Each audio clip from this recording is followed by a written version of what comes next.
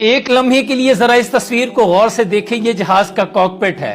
ایک جہاز کو اڑانے کے لیے اور بخیر و عافیت منزل تک پہنچانے کے لیے کس قدر ٹیکنالوجیز، میٹرز اور سکرین کا پیچیدہ نظام موجود ہے، اور باقاعدہ اس فلائٹ آپریشن کو ٹیک آف سے لے کر لینڈنگ تک سپروائز کرنے کے لیے پیچھے ایک ٹیم بیٹھی ہوتی ہے جو مسلسل کاکپٹ میں پائلٹ سے تب تک رابطے میں رہتی ہے جب تک کہ یہ پلین پراپر سیفٹی کے ساتھ زمین پر دوبارہ لینڈ نہیں کر جاتا۔ اب آ جائیں اللہ کی بنائی ہوئی مخلوق میں سے ایک چھوٹے سے پرندے کی ٹیکنالوجی پر۔ اس کا نام گولڈن پلور ہے۔ یہ پرندہ اپنی ہجرت کی وجہ سے مشہور ہے۔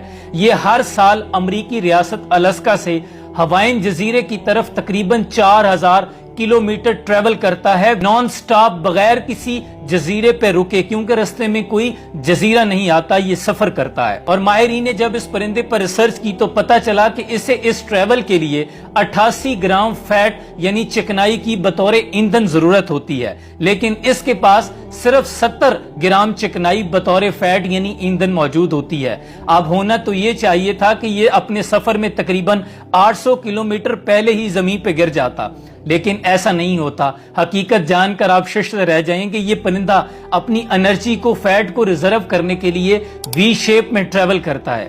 اس صورت میں انہیں ہوا کے دباؤ کا کم سے کم سامنا ہوتا ہے، اور اس طرح یہ اپنی انرجی میں سے تقریباً 23% حصہ فیٹ کا 6 سے 7 گرام فیٹ کو سیو کر لیتے ہیں، جو کہ یہ ہوا کا دباؤ بڑھنے یا سمت چینج ہونے پر، پریشر بڑھنے پر یوٹیلائز کرتے ہیں، اور وی شیپ میں ٹریول کرتے ہوئے دوران سفر اپنی پوزیشن کو چینج کرتے رہتے ہیں تاکہ سب کی جو انرجی لیول ہے وہ مینٹین رہ سکے۔ قربان جاؤں، ٹیک آف، لینڈنگ، پے لوڈ، وزن، کمپس، نیویگیشن، اپنے دشمن سے بچنے کے لیے ریڈار، اور اپنی خوراک کی تلاش کے لیے ریڈار، اور پھر یہ ساری ٹیکنالوجی سمت کا تعین بغیر کسی نیویگیشن، جی پی ایس سیٹلائٹ یا پیچھے ریڈار کی ہدایت کے، کسی ریڈیو ٹرانسمیشن کے بغیر، ایک تربوز کے بیج جتنا دماغ اس پرندے میں موجود ہوگا اور دوسرے تمام پرندوں میں۔